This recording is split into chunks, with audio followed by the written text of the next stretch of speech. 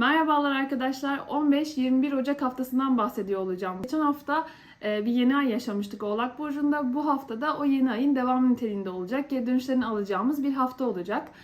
Yine içerisinde çok güzel açılar barındırıyor. Güzel, verimli bir hafta geçireceğiz. Açılarımızdan ilki Jüpiter'in Satürn'le arasında yapmış olduğu bir sekstil açı. Aynı zamanda Jüpiter'in Merkür'e bir üçgen açısı ve Satürn'ün de yine Merkür'e bir sekstil açısı olacak. Bu açılarla beraber geçen hafta yeni ayında konular ile birlikte aslında güzel bir hafta geçireceğiz. Ama yükselen burçlarıma geçmeden önce bir kampanyadan bahsetmek istiyorum. Artık 2023'ten kalmış olan bir kampanya. Ocak sonuna kadar geçerli olacak bir kampanya bu. Yararlanmak için benimle WhatsApp'tan veya aşağı yorumlara yazarsanız da yine iletişim kurabiliriz. Kampanyamdan bahsedecek olursam doğum haritası analizi, 2 yıllık öngörü analizi ve aynı zamanda doğum saati tespiti hepsi birlikte 1000 TL. Aşağıya numaramı yazıyor olacağım. Oradan da benimle iletişime geçebilirsiniz. Şimdi öncelikle yükselen koçlarımdan ve güneş koçlarımdan bahsetmek istiyorum. Sevgili koçlarımı yeni ayda başlattıkları işle alakalı bazı gündemler vardı. İş yeri değişikliği, zam beklentilerini dile getirmek, iş başvuruları yapmak ya da iş yeri düzen değişikliği ile alakalı bazı fikirlerini ortaya koymakla alakalı bazı durumları vardı geçen hafta. Onların geri dönüşlerini aldığı bir hafta. Örneğin iş başvurusunda bulunmuştu. Bunun geri dönüşünü alıyor olabilir. İşe alındığı ve artık evraklarını tamamladığı bir hafta olabilir. Gelen teklifleri kabul ettiği bir hafta olabilir ya da birilerine, arkadaşlarına iş aradığını söyledi ve onlardan geri bir bildirim aldı. Yeni bir iş teklif mektubu aldı, bunu imzalıyor olabilir. Aynı zamanda kendi işini kurmak isteyen koçlarım için de bu hafta girişimlerimizin sonuçlarını aldığımız bir hafta olabilir. Evrak işlerini hallediyor olabilir.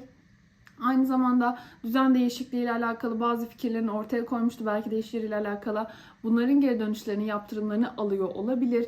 Yeni müşterilerle irtibata geçen koç arkadaşlarım da bu müşterilerin artık olumlu sonuçlar verdiğini ve onlarla iş kurmak istediğini söylüyor olabilirler koçlarıma. Güzel bir hafta, verimli bir hafta. Umarım hepsini değerlendirdiğiniz bir hafta olur. Kendinize çok iyi bakın. Gelelim boğa yükselenlerim ve güneş boğalarımla.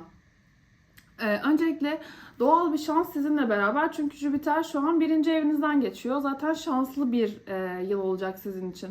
Aynı zamanda hayallerinizi, projelerinizi gerçekleştirebildiğiniz, bunlarla alakalı sorumluluk almanız gereken bir yıl olacak mutlaka. Geçen hafta başlattığınız hayallerinizin projesi olan belki de bir proje vardı geçen hafta başlattığınız. Bunlar için zaten emek vermeye bir sene öncesinde başladınız bu arada. Bunların sonuçlarını ya da geri dönüşlerini alacağınız bir hafta olacak mutlaka. Yine 9. evde geçen hafta 9. evde bir yeni ay yaşamıştınız. Bu yeni ay ile beraber bazı sosyal medya ile ilgilenen, e-ticaretle, pazarlamayla ilgilenen arkadaşlarım varsa eğer bunların yine yeni müşteriler bulduğunu ve geri dönüşlerini aldığını bu konuda söyleyebilirim. Yani bu konular iyice kuvvetleniyor. Yurt dışı bağlantılı işlerinizle alakalı yine geri dönüşlerini alabilirsiniz. İşte vize, pasaport işlemlerinin geri dönüşlerini almak ya da artık kabul edilmesi gibi sonuçları alabilirsiniz. Yine ödüllerini topladığımız bir hafta olacak yani. Akademik alanla ilgilenen bazı boğa arkadaşlarım olabilir. Sınavlarınızın sonuçlarını alabilirsiniz veya açıklanabilir işte sınav sonuçları gibi. Ya da bunun ödülünü alıyor olabilirsiniz gibi bir sonuç aslında olacak. Emek verdiğimiz, son bir senedir emek verdiğimiz ne varsa bunlarla alakalı dönüşlerini alacağımız güzel bir hafta olacak. Umarım ve çok verimli geçirirsiniz. Kendinize çok iyi bakın. Hoşçakalın. Şimdi ikizler yükselenlerimden bahsetmek istiyorum. İkizler yükselenlerimin 8. evinde gerçekleşmişti geçen hafta yeni ay ve başlattığımız yatırımla alakalı bazı projeler vardı. Bunları artık hayata geçirdiğimiz bir dönem olabilir ya da geri dönüşlerini aldığımız bir dönem olabilir. Yatırım fırsatları, yatırım araçlarıyla alakalı şanslı bir hafta olacak bu hafta çünkü. Kredi başvurularınız vardı ya da kredilerinizi yapılandırmak adına bazı başvurularınız vardı. Bunların geri dönüşlerini, olumlu geri dönüşlerini alabilirsiniz. Tabii bazen haritalarınıza, kendi haritalarınızın aldığı açılara göre bazen olumsuz dönüşler de olabiliyor. Bunun biraz da tabii ki ne kadar emek verdiğinizle alakalı olduğunu unutmamak gerekiyor. Çünkü Satürn Balık burcunda emek verene hakkını veriyor biliyorsunuz. Bununla beraber prim, ikramiye konularınız artık gündeme gelebilir. Zaten yeni yıl bitti. Bunlar hesaplanıp hesabınıza yatıyor olabilir bu hafta. Geçen hafta ne kadar alacağınızı öğrendiniz. Bu hafta da cebinize koyuyor olabilirsiniz bu prim ve ikramiyeleri. Aynı zamanda emekli olanlar olabilir aranızda. Onlar işte tazminatlarını alıyor olabilirler. Aynı zamanda miras konuları gündemde olan bu ikizler arkadaşlarım varsa eğer, onlar da yine miras paralarını artık alıyor olabilirler. Yatırım araçlarıyla alakalı da fırsatlar gündemde yine bu hafta. Bunları da kaçırmamak gerekiyor aslında. Çok verimli bir hafta. Umarım çok iyi değerlendirirsiniz. Kendinize çok iyi bakın. Hoşça kalın ikizler arkadaşlarım. Şimdi gelelim yengeç arkadaşlarıma. Yengeç arkadaşlarımın 7. evinde gerçekleşmişti geçen hafta yeni ay ve tabii ki evlilik ve ortaklıklar gündemdeydi. Bu hafta da yine evlilik ve ortaklıklarla alakalı geçen hafta attığımız adımların aslında sonuçlarını aldığımız bir hafta. Örneğin evliliği sürüncemede giden bazı işte sorunları, problemleri olan arkadaşlarım, yengeç arkadaşlarım vardı ve onlar eşleriyle bu konuları artık konuşmak ve gün yüzüne çıkarmak istemişlerdi. Eşimiz bizi kaybetmek istemiyor olabilir ve bunun için artık adımlar atıyor olabilir. Yani olumlu bir geri dönüş olabilir. Tabii ki kendi haritalarınıza göre bu olumsuz bir sonuç da verebilir. O haritaya göre değişecektir olumlu veya olumsuz ama burada tabii ki bunların sonuçlarını aldığımızı görüyoruz. Olumlu olumsuz olarak. Yine ortaklıklarla alakalı uzun zamandır ayrılmak istediğiniz bir ortağınız vardı. Onunla geçen hafta konuştunuz ve bu hafta ortağınız sizi bırakmak istemiyor ve bunun için gerekli sorumlulukları alıyor olabilir veya tam tersi artık yeter, biz ayrılalım, başka yollara gidelim diyor olabilir. Yine sosyal medya, ticaret, pazarlama, reklamcılıkla uğraşan bazı yengeç arkadaşlarım varsa da eğer, onların da çok verimli bir hafta geçireceğini, bunlarla alakalı geri dönüşleri alabileceklerini gösteriyor aslında. Yeni müşteri potansiyellerini de ortaya koyuyor diyebilirim yengeç arkadaşlarım için. Umarım çok verimli bir hafta geçirirsiniz. Kendinize çok iyi bakın. Hoşça kalın. Şimdi gelelim aslan arkadaşlarıma. Aslan arkadaşlarımın 6. evinde gerçekleşmişti yeni ay geçen hafta ve sağlık sorunlarıyla alakalı bazı sorumlulukları almak durumunda kalmışlardı. Belki de onların sonuçlarını alacağı, işte tahlillerini verdi. Bu hafta sonuçlarını alıyor ve bunun için de yeni bir tedaviye başlanıyor belki de. Güzel bir durum, sağlık sorunlarınıza kökten çözüm bulabileceğiniz bir hafta olacaktır mutlaka. Yani yine Satürn'ün 8. evinizde gerçekleşmesi, 8. evinizde seyahat etmesi, çok özür dilerim. 8. evinizde seyahat etmesi yatırım için ne yaptıysak bu zamana kadar aslında bunların geri dönüşlerini de alacağımız bir hafta olacak mutlaka. Çünkü Satürn artık orada Jüpiter'le yaptığı seksil açıyla beraber son bir yıldır neye emek veriyorsak bu haftada aslında bunun sonuçlarını yavaş yavaş almaya başladığımız, ödüllerini topladığımız bir hafta olduğunu gösteriyor. Yine mahkemelerle alakalı Kuzey Ay düğüm, çünkü 9. evinizde mahkemelerle alakalı beklediğiniz bir sonuç varsa eğer yine onu bu hafta alabileceğinizi gösteriyor.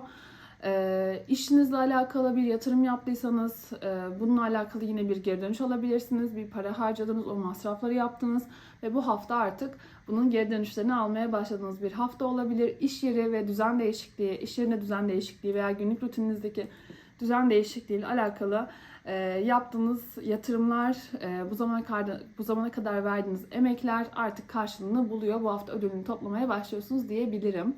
Umarım çok verimli bir hafta geçirirsiniz. Kendinize çok iyi bakın. Hoşça kalın aslan yükselenlerim.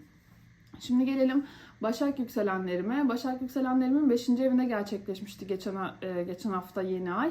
Ve burada baktığımızda tabii ki ne demiştik? Çocuk demiştik, hamilelik demiştik. Bunlar söz konusu olabilir demiştik. Sürpriz bir bebek haberi gelebilir demiştik. Geçen hafta tam olarak emin değildiniz, belki de bir test yaptınız. Bu hafta iyice artık emin oldunuz. Artık kan tahlillerinizi de yaptırıp sonucu tam anlamıyla aldınız olabilir. Yine var olan çocuklarınızla alakalı yapmaya başladığınız yeni bir durum vardı. Sorumluluğunu aldığınız bazı durumlar vardı. Onları da yine bu hafta içinden geçiyor, hallediyor diyebiliriz. Bu haftada yine evlilik teklifi eden ya da evlilik teklifi alan bazı Başak arkadaşlarım olabilir. Onlar da bu hafta bu konuyu ailelerini artık çıkartıyor ve ciddileştirmeye başlıyor olabilirler. Duyuruyor olabilirler. Satürn 7. evinizden seyahat ederken zaten sorumluluğunuz, yani niyetiniz evlilik, sorumluluğunuzla bu konuda almanız gerekiyor Başak arkadaşlarım. Umarım çok verimli bir hafta geçirirsiniz. Kendinize çok iyi bakın. Hoşça kalın. Şimdi gelelim terazi arkadaşlarıma. Terazi arkadaşlarımın 4. evinde gerçekleşmişti yeni ay ve iş kurmak adına yaptığı bazı girişimler vardı. Bu girişimler, bu adımlar aileden alınan bir destekle söz konusu olabilir diye demiştik aslında. Onlara destek verebilir veya o destekleri alabilirsiniz. Veya geçen hafta konuşmuştunuz belki de böyle bir iş kuracağım, bana destek olur musunuz diye. Onlar da size bu hafta cevabını veriyor olabilir. Ya da aynı zaman ya da tam tersi şekilde siz ailenize belki de size bir konuda destek istediler ve siz de bu hafta artık onlara destek vermek adına bir karar verdiniz diyebiliriz. Aynı zamanda ev almak, ev satmak, tadilat, tamirat yapmak, yeni bir eve taşınmak, taşınmak gibi durumlar da söz konusu olabilir. Geçen hafta kararını verdiniz. Bu hafta belki de bu konuyla alakalı yeni bir gelişme, bir gündem ortaya çıkmış olabilir. Satürn 6. evinizden ilerlerken zaten günlük rutininizde ya da iş yerinizle alakalı düzen değişikliğine gittiğiniz bir hafta olacaktır. Yani iş yerinizi de değiştiriyor olabilirsiniz tabii ki ama ev almak, ev satmak gibi konularda yine gündemde olabilir. Yani ya yaşadığınız yeri ya da iş yerinizi değiştiriyor olma ihtimalinizi gündeme getiriyor aslında. Bunlarla alakalı da destekleri bulabileceğiniz, maddi manevi aslında kaynakları bulabileceğiniz bir hafta olacak. Umarım çok verimli bir hafta geçirirsiniz. Kendinize çok iyi bakın. Hoşça kalın terazi arkadaşlarım. Yükselen akrepler ve güneş akrepler. 3. evinizde gerçekleşmişti yeni ay ve fikir ve projelerimiz vardı. Aynı zamanda yakın akraba, kardeş, komşulardan gelen sizi tanıştırdıkları yeni birileri vardı. İşte bunların bu hafta geri dönüşlerini aldığımız bir hafta diyoruz. Öncelikle bazı fikirlerinizi ve projelerinizi arkadaşlarınıza, akrabalarınıza, çevrenize bahsetmiştiniz ve bunlarla alakalı da bir destek beklemiştiniz ve bu haftada o destekleri bulabildiğiniz bir hafta olabilir. Sponsorlar, ortaklar bulabildiğiniz bir hafta olabilir yine. Yine Satürn 5. evden geçerken evliysek eğer bazı işte çocuklarımızın sorumluluğu, ergenliğe girdiler. Belki onların sorunlarıyla ilgilenmek zorunda olduğumuz bir zaman diliminden geçiyoruz. Zaten aynı zamanda hamilelikle alakalı bazı gelişmeler söz konusu olabilir. Geçen hafta belki de yaptığımız bir test bu hafta sonucunu veriyor olabilir. Hiç o taraklarda bezim yok diyorsanız eğer Satürn 5. evden geçerken bir hobinizi işe çevirmenizi tavsiye ederim. Bunun için de çok doğru bir zaman. Belki de son bir yıldır üzerine çalıştığınız bir hobiniz vardı ve artık bunun ciddi anlamda bir eğitimini alıp buna bir para harcayıp sonra da bundan bir para kazanmak ya da son bir yıldır eğitimini aldınız, bu hafta artık bunu bir işe çeviriyor ve artık buradan bir para kazanmaya başlıyor olabilirsiniz akrep arkadaşlarım. Bu da söz konusu olabilir ama para niyetiyle başlamıyorsanız eğer o hobiye hiç girişmeyin. Çünkü bu hafta yani bu yıl özellikle hobilerle ilgilenecek vaktiniz yok. Hobiler yerine hobileri işe çevirmek ya da ondan bir para kazancı sağlamak çok daha mantıklı olacaktır. Çok daha iyi olacaktır sizin için. Çok verimli bir hafta. Umarım geri dönüşünü aldığınız bir hafta olur. Kendinize çok iyi bakın. Hoşça kalın akrep arkadaşlarım. Şimdi gelelim yay arkadaşlarıma. Yayların 2. evinde gerçekleşmişti. Para evinde gerçekleşmişti yeni ay. Ve bununla alakalı bazı girişimleri olmuştu. İşte o girişimlerin geri dönüşünü aldığı bir hafta olacak yayların. İş dolayısıyla ev almak, ev satmak gibi gündemler ortaya koyabilir. Taşınmak gündeminizi ortaya koyabilir.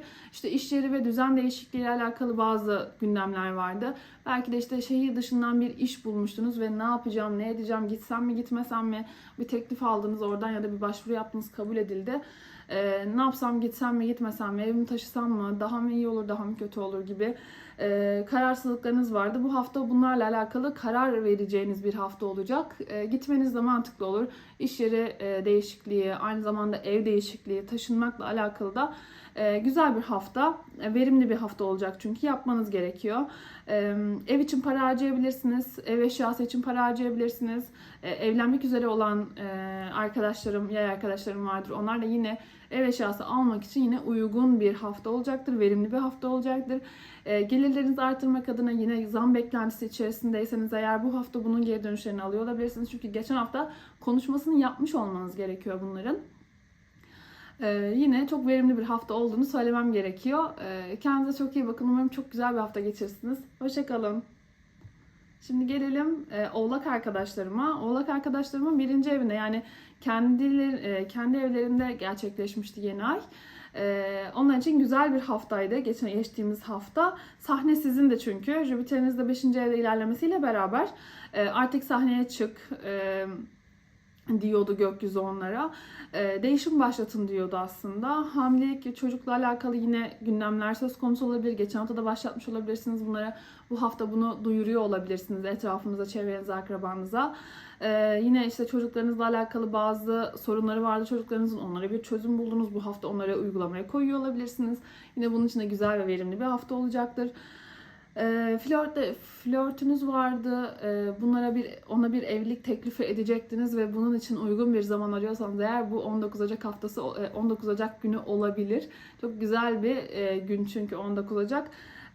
Flörtünüzü de evliliğe taşıyabilirsiniz. Kendi fikirlerinizi, projelerinizi ortaya koyabileceğiniz ve bunlarla alakalı da yine destek bulabileceğiniz, rüzgarı arkanıza aldığınız bir hafta. Umarım çok verimli geçirirsiniz. Kendinize çok iyi bakın. Hoşça kalın Oğlak arkadaşlarım. Şimdi gelelim Kova arkadaşlarıma. 12. evinde gerçekleşmişti geçen hafta yeni ay. Ani beklenmedik bazı gündemler yaratmıştı.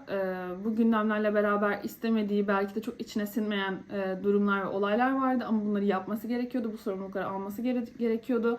Bu haftada o sorumlulukların belki de geri dönüşünü aldığı bir hafta olabilir. Ev almak, ev satmakla alakalı bazı gündemleri vardı ya da taşınmak, tadilat yapmakla alakalı. Bunlarla alakalı bir destek bekliyordu aileden. O desteğin bu hafta geldiğini görebiliriz. Ya da aynı tam tersi olabilir. Aile bizden bir destek bekliyordu. Biz de kararsızlık, acaba versem mi vermesem mi bu desteği diye. Bu hafta maddi manevi aileye bir destek veriyor olabiliriz yine. Bunlarla alakalı bir sorumluluk alıyor olabiliriz. Yine bu hafta bu şimdi nereden çıktı dediğimiz ne varsa bunları aslında bir an önce sorumluluğunu almak gerekiyor. Çünkü bunu sorgulayacak vaktimiz yok. Artık sorumluluk alma vakti sizin için. Özellikle maddi kaynaklarımızı da yine arttırmak adına bazı sorumlulukları almamız gerekiyor. Fedakarlıklar yapmamız gerekiyor. Bu şimdi nereden çıktı demenin vakti değil artık Kova arkadaşlarım. Biraz sorumluluk vakti. Kendinize çok iyi bakın. Çok verimli bir hafta. Umarım sizin için de çok güzel geçer. Şimdi gelelim balık arkadaşlarıma. Balık arkadaşlarımın 11. evinde gerçekleşmişti yeni ay. Ve geçen hafta başlattığı, özellikle hayalleri için başlattığı bazı projeler olabilir. Bunların geri dönüşlerini alıyor olabilir. Son bir yıldır beklettiği bazı konular vardı. Onları bu hafta gündeme getiriyor olabilir. Özellikle Satürn 1. evden ilerlerken hayat bize der ki gereksiz sorumluluklarından silkelen ve kendin için artık harekete geç. Kendin için fedakarlık yap. Kendin için sorumluluk al artık der ve bunu yapmak gerekiyor aslında. Jüpiter'in 3. evde ilerleyişiyle de birlikte kendi projelerimize destek bulmak, kendi fikirlerimizi ortaya koymak adına da güzel bir süreç yaratacaktır mutlaka. Yakın çevre ve akrabalardan gelen bazı fikirler olabilir. Onlara da birazcık kulak kabartabiliriz tabii ki ama önemli olan şu, onların dediğini mi yapıyoruz yoksa içimize sineni mi yapıyoruz? Biraz buna bakmak lazım. Birileri için fedakarlık yapmak yerine kendimiz için, kendi hayallerimiz için harekete geçiyorsak eğer, evet, ama başkaları içinse eğer, hayır, sakın yapmıyoruz balık arkadaşlarım. Umarım çok verimli bir hafta geçirirsiniz herkes gibi. Kendinize çok iyi bakın. Hoşça kalın.